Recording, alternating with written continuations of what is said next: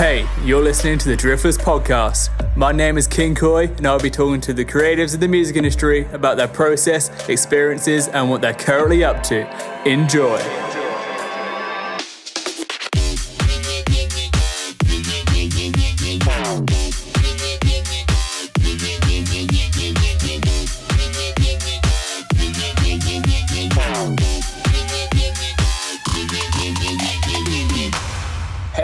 What's up? This is the Driftless podcast. I'm King Koi, and we're joined by Jon. He's from Oslo. I've known him for over a year now. So, Jon, how's Oslo? How's your weekend? Thank you, Will. Totally awesome, except of this corona pandemic, of course. But obviously, otherwise, awesome. Thank you. Do anything interesting? It's a lot of production these days. And I enjoy every bit of it. Doing some different kind of stuff, and I really enjoy doing more than just one thing, I think.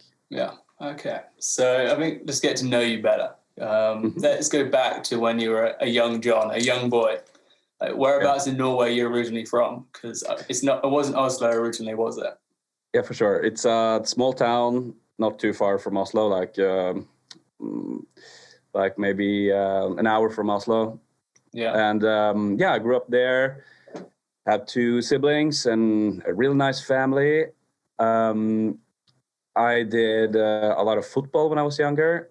A lot of regular stuff, I guess, hanging out with friends, enjoying good movies.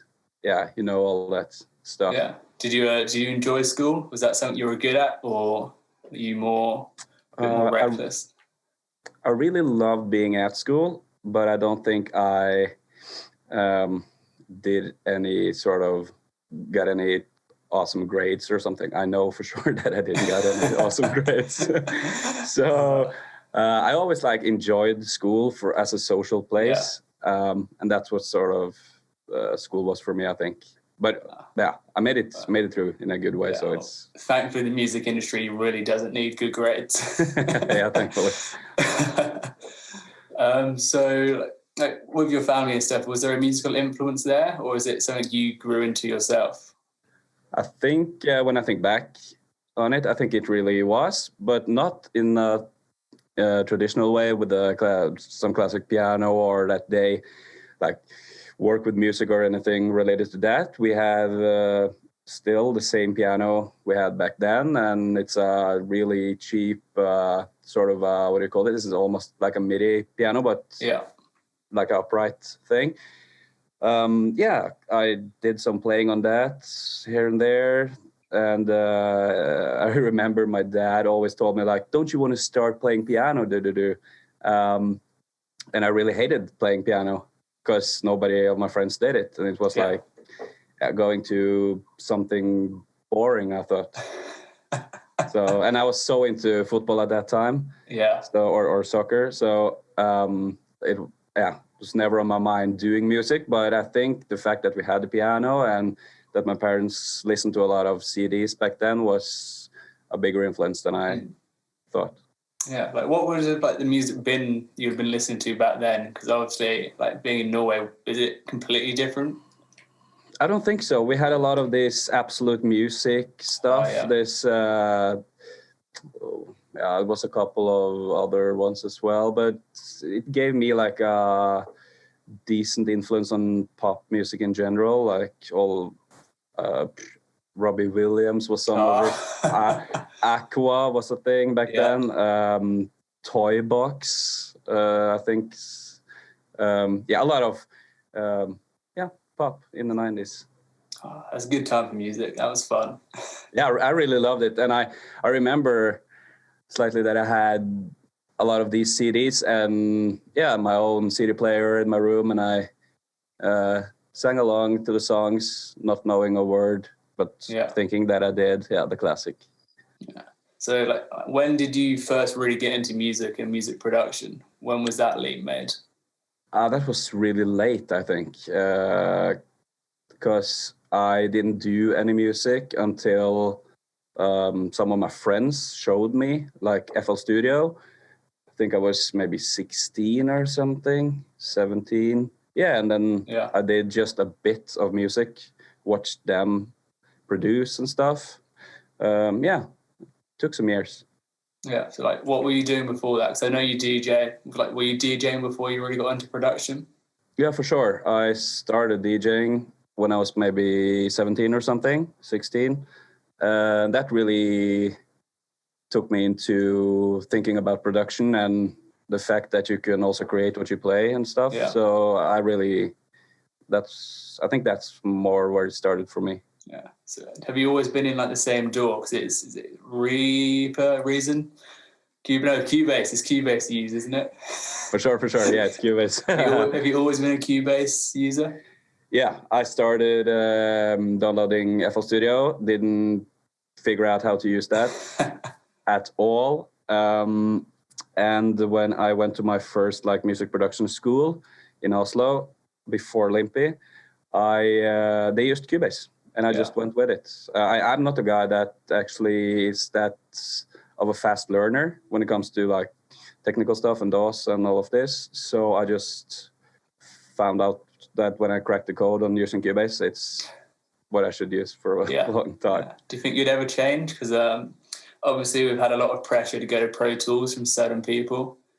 For sure. Would you ever make the switch to Pro Tools or Logic? No, I don't think I ever will switch to Pro Tools because that's really like Excel for me. It's so demotivating. But maybe if I ever switch with the options there is now, I would maybe do Logic.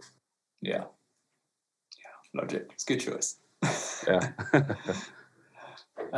So obviously we met at Limpy, for those who don't know. Limpy is a music school in Norway. What were your thoughts on Limpy and your time there? I really enjoyed Limpy. It was also high output, high pressure, high everything, I think. So my thoughts is I actually think of it a bit like being in the military, because in Norway you have this 1-year military service thing when you're 18. And it's also like a thing that you maybe don't do twice in a way, but when you've done it, it's really awesome and you are really grateful for it. It's not that it was a bad experience at all. It was just, it took a toll on you, or it's, high demanding. So really awesome. Yeah. So if you hadn't have gotten into music, like you've mentioned about being a footballer, like, is that what you would have done, or is there something else that you would want to do, or what would you have ended up doing? Ooh, great question. I really liked football for a long time, and then I actually think I did more football than all of my friends. Yeah. Who also played football. Like I overdid football for me, so I got really tired of it and started lifting weights with some of my buddies really early when that became a thing. But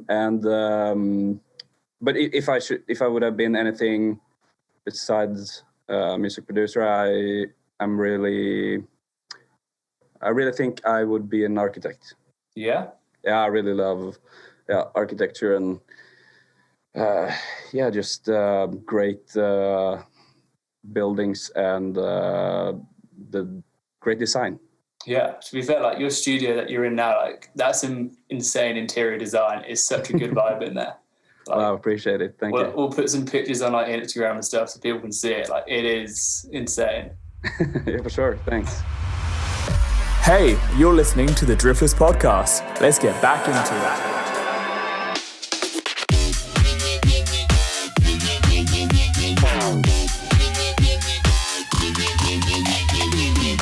So obviously now we've finished Limpy. You're back in Oslo, and you set up Simply Music Oslo with 2 other producers from Limpy. Yeah. Do you want to talk about that? Explain what it is, what you do? Absolutely. It's really awesome being with these 2 other fellow producers. I think it's a bit difficult to explain where it is, but it's really close to downtown Oslo. Say the question again. Like, just what is Simply Music Oslo? What are you doing there? What's the purpose of it? Yeah. Well, it's actually the 3 of us doing our own thing, but still sharing like the good space and the awesome fact that you can just knock on the neighbor door and ask for a producer tip when you're struggling with something. Yeah, well, like obviously it's called Simply Music Oslo. Does that mean there's going to be a Simply Music LA, Simply Music London, Simply Music Sydney? Is this going to be a franchise? I think if you were an investor, maybe I would say yes.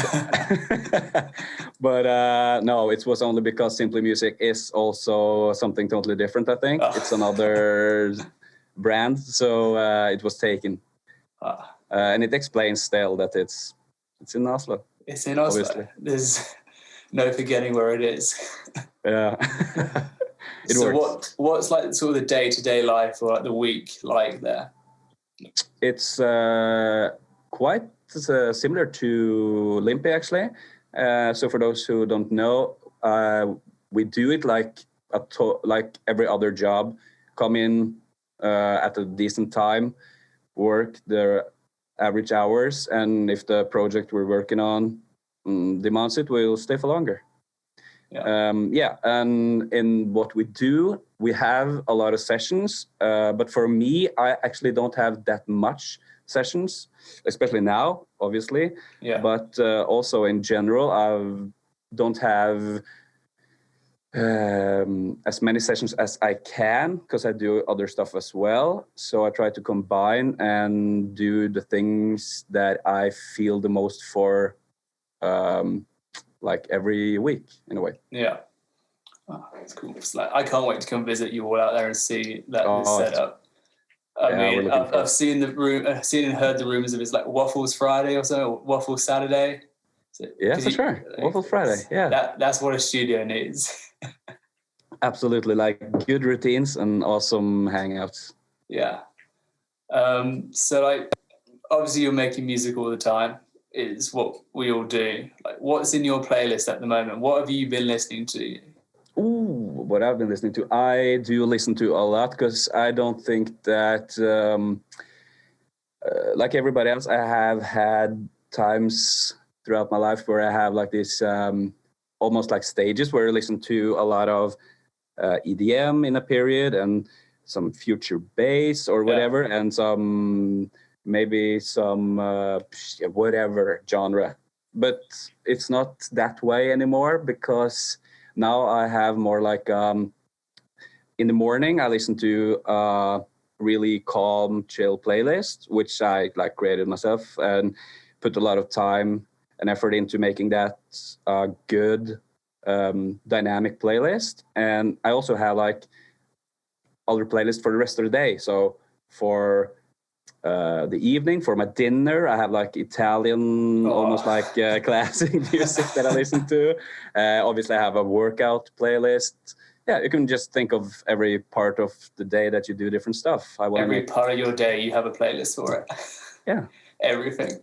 Okay. Yep. I'm sure there's some interesting ones then. Yeah. So it's going to be obviously quite a crazy year still with everything that's going on with the pandemic. What is your plans for the rest of the year? I like to think that I'm really lucky being a producer and all the stuff we can do like on our own.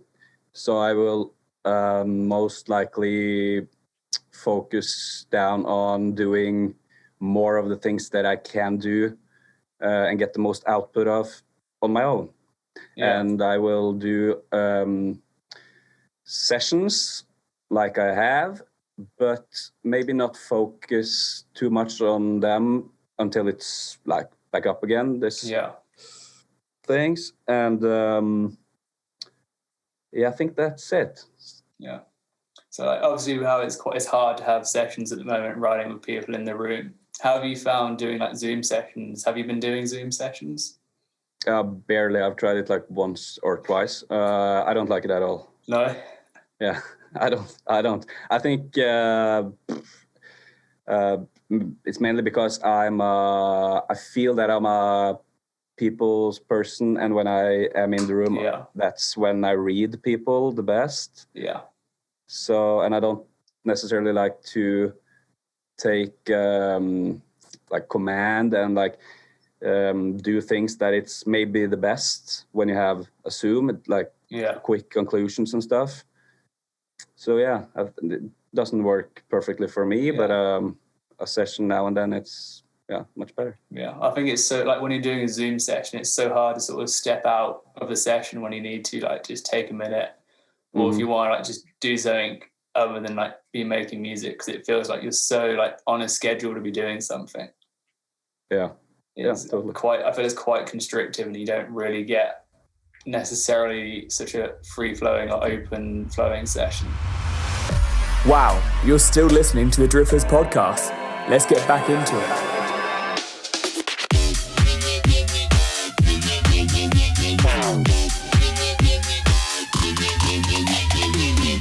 What would be like your ideal sort of like collab with like a writer or a producer? Like who would you want to do something with?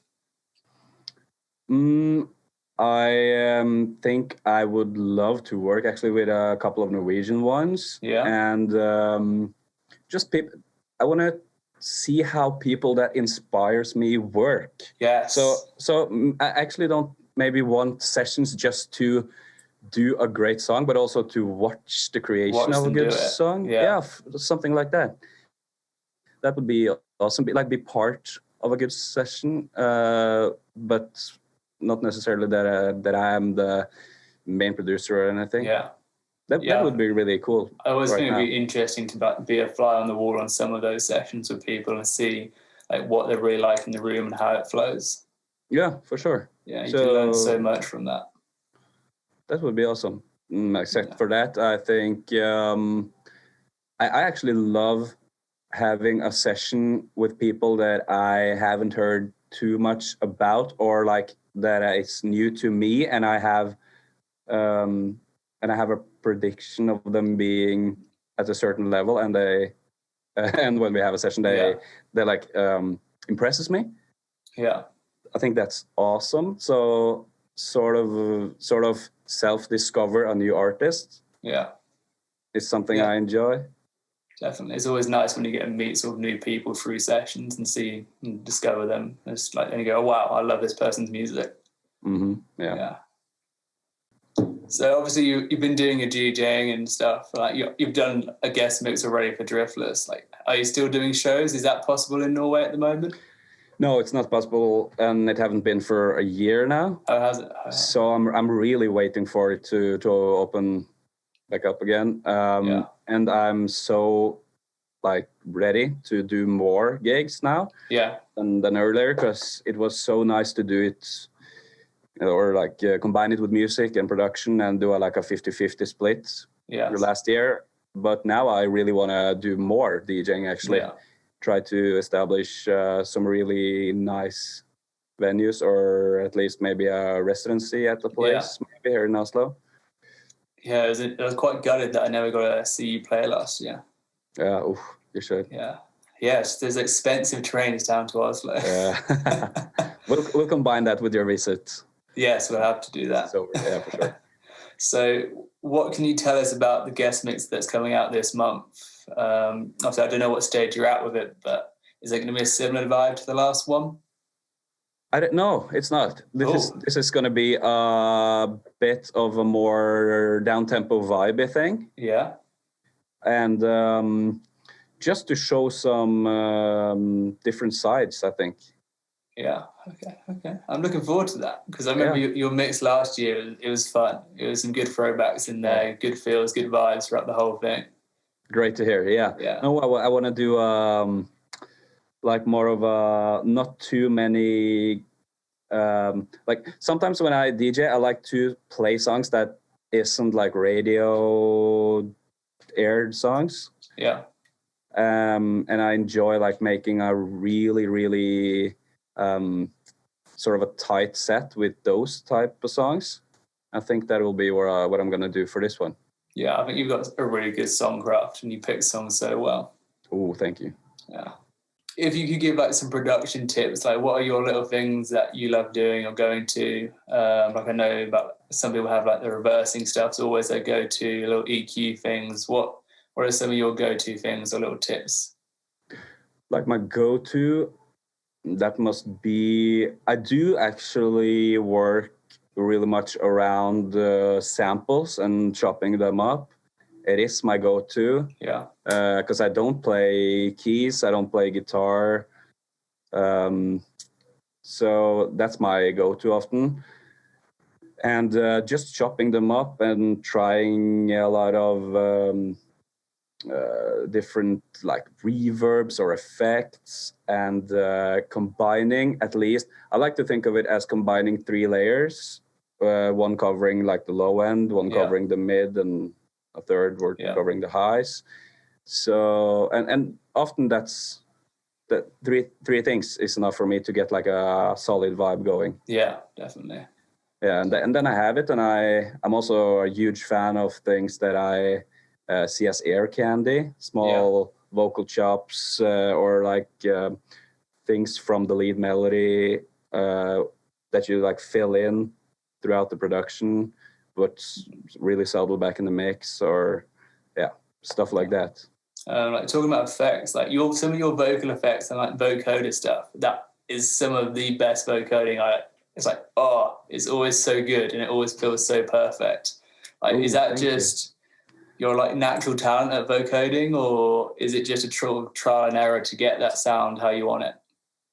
Thank you so much. It's no, absolutely not. I do use this plugin called Vocal Synth 2, I think, and it's really good. I obviously have made some presets myself in there, tweaked on those you can find easily.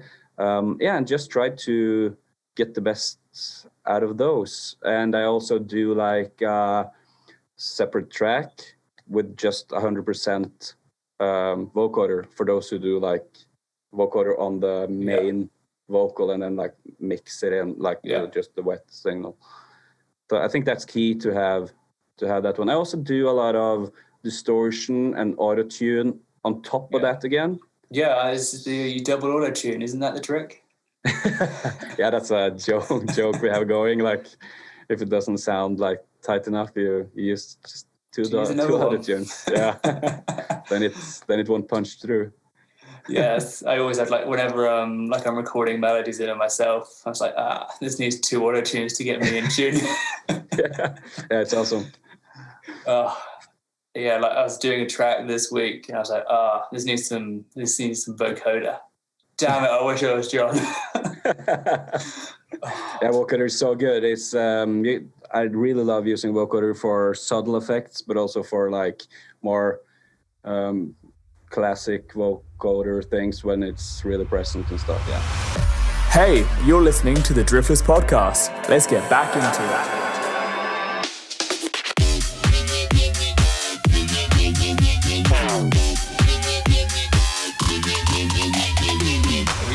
Got any songs of your own coming out soon, or anything you've produced for others coming out soon, or that's come out recently? Yeah, for sure. I'm doing some cool projects with Anna. Yeah. She went to this MGP this weekend, actually. Yes, the Norwegian Eurovision. What? Shit, I'm so bad. Yeah, for sure. Eurovision, of course. Yeah, that's awesome. Doing some cool stuff with her. Really looking forward to see how that turns out.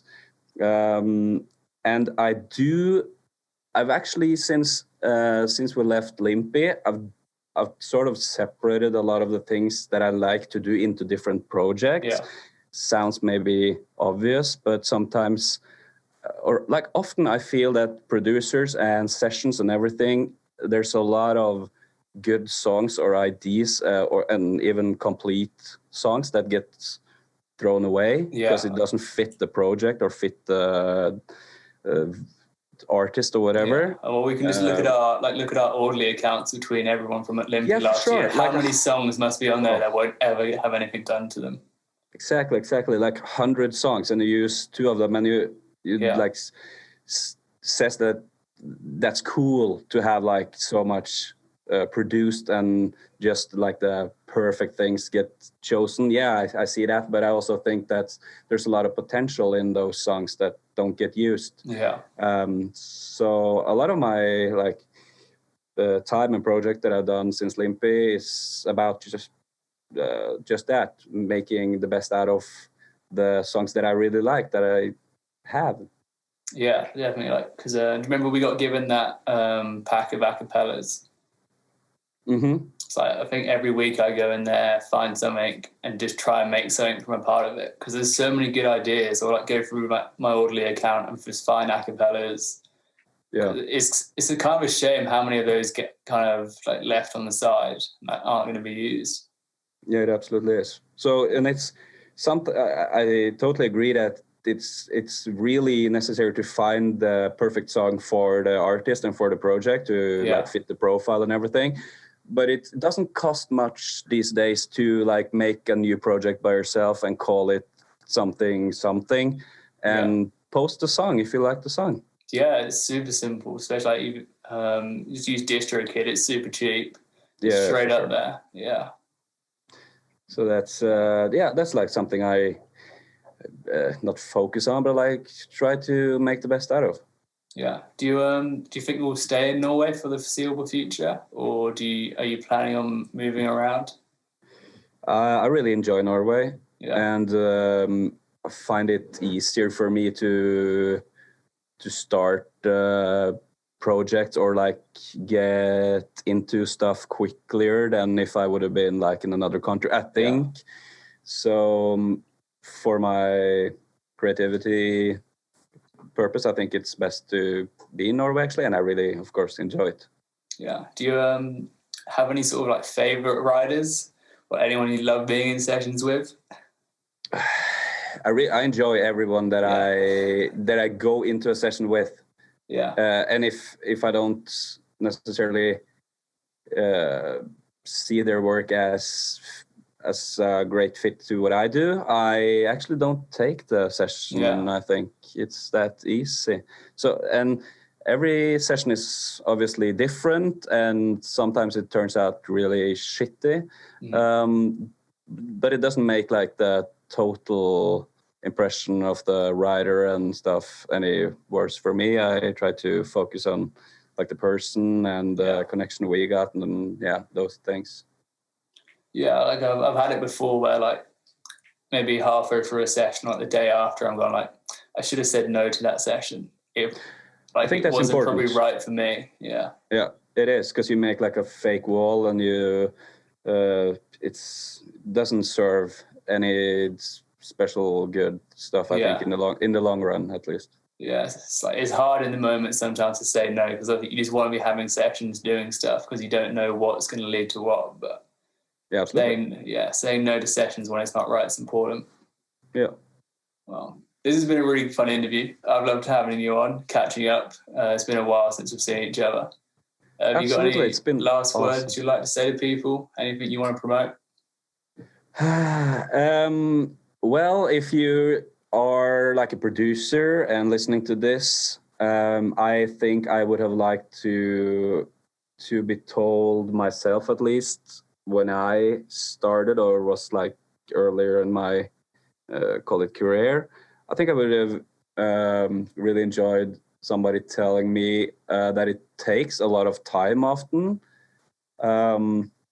and also that you should try to, if you ever struggle with choosing where to like go next, should I do like the pop thing? Should I do EDM? You should always go like where your creativity flows the best, I think. Yeah, I think you should go everywhere, because it's really interesting. Like, if we take the example of like Skrillex, obviously with what he started out of, like in the rock band, ended up being like the dubstep producer, and he goes on and does like hits with Justin Bieber, and it's like producing so many other artists now. I think it's really, you just got to go and do sort of everything and see where you sort of stick and see what works best. Yeah, for sure. Yeah, it's a great example. Yeah, Skrillex, my boy. Yeah, it's been great being here, for sure. Yeah, awesome. Thank you. So that's been the first episode of Driftless on the podcast here. Next month, we've got a guest coming from Canada. We're going international even more with this, even further afield than Norway. So yeah, thank you again, and we'll see you next month. All right. See you, Will. Thank you for listening to the Driftless podcast. Till next time, goodbye.